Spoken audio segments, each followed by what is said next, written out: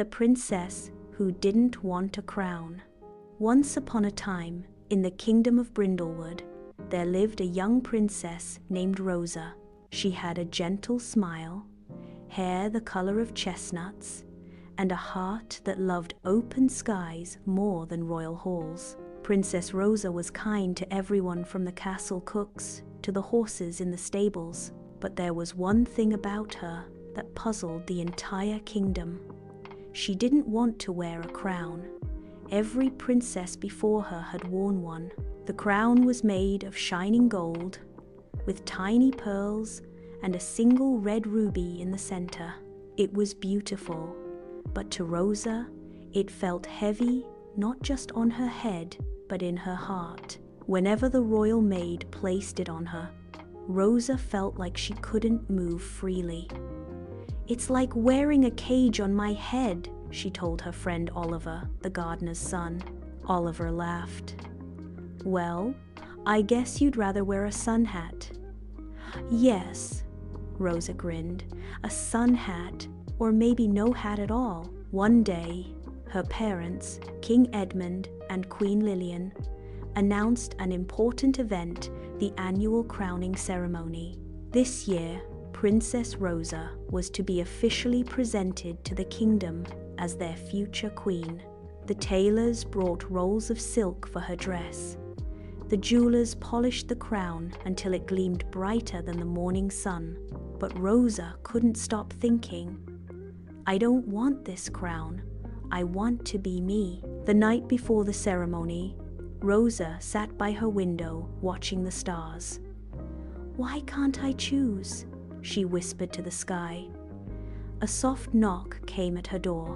It was Oliver, carrying a small potted plant with tiny white flowers. "I thought this might help," he said.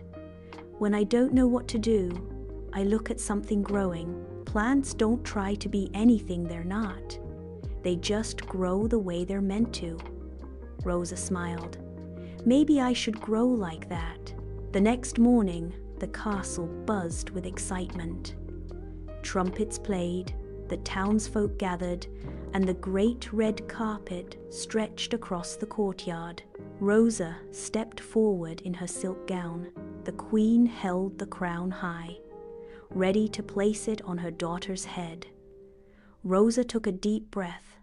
Her voice trembled at first, but grew steady. "Mother, father, people of Brindlewood," she said, "I love our kingdom. I will serve and care for it all my life, but I cannot wear this crown.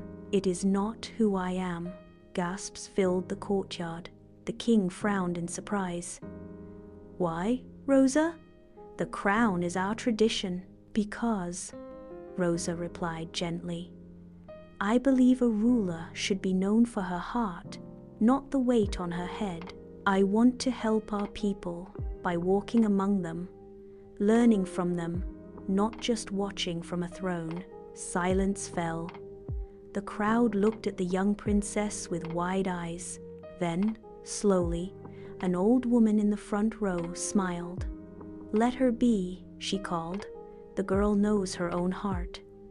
Others nodded, murmuring in agreement. Queen Lillian lowered the crown and gave Rosa a long, thoughtful look.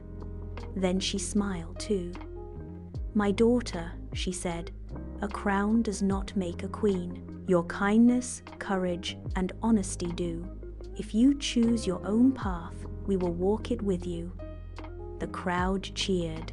From that day on, Princess Rosa wore no crown.